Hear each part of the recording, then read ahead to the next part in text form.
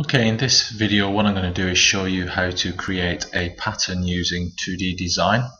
The first thing that we need to do is obtain an image that's going to form the basis of the pattern that we're going to create. So what we're going to do is go onto Google, and you can do a search for pattern, and the one that I've selected is this one here with the leaves. So from that I've then right click, I've copied the image. Now go into 2D design. Now before I paste the image I need to really set this up, and maybe that's what I should have done first of all. If I go to setup, drawing and layout, I need to change it to A5. That's okay, and I'm going to set my grid again to 5 by 5 millimeters. Now if you didn't save it, then you could, as I said, right click, copy the image, go into 2D design, and then I need to paste it into place. Now you can see that it's gone very big, it's quite a large image, and all I need to do is zoom out using this magnifying tool here. So from this point I can get it to a reasonable size. I can move the image around using the center handle. Just zoom in a bit more now, and then I can stretch this to the size of the canvas that I've just created.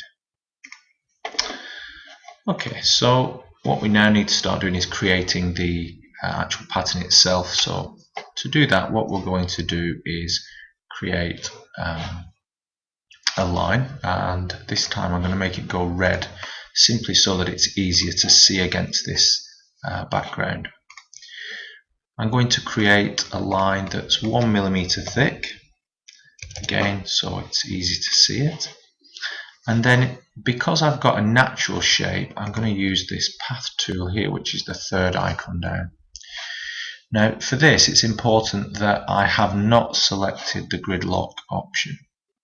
Okay, so what I'm going to do now is create a series of lines. Now to finish a line I need to double click it. Don't know whether you can hear that.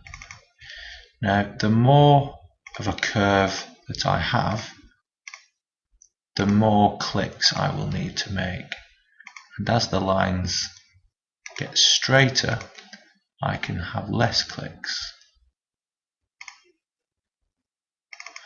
Now by using this technique I can create my pattern design, and how much detail you do it in is entirely up to you, but you get the principle of how we're going to create the design. Now once you are happy with what you have got, I'm trying to speed up a little bit here. Once you're happy with what you have got, you're actually going to delete the image, because the image is only really required to create the pattern. So I can now click on my image and I can press delete. Now you can imagine that if I keep doing that in lots and lots of details, I'm going to have an interesting pattern in the background. At this point what I'm going to do is I'm going to show you what to do if you had a more geometrical design. So say I went and I had a design that was more let's say zigzags, so we'll go for, let's say, this one here quickly. So if I copy that image and I paste that one in place, so let's say this was the pattern that I had. If I had a pattern that consisted more, shall we say, of straight lines, then the tool I would use would be slightly different.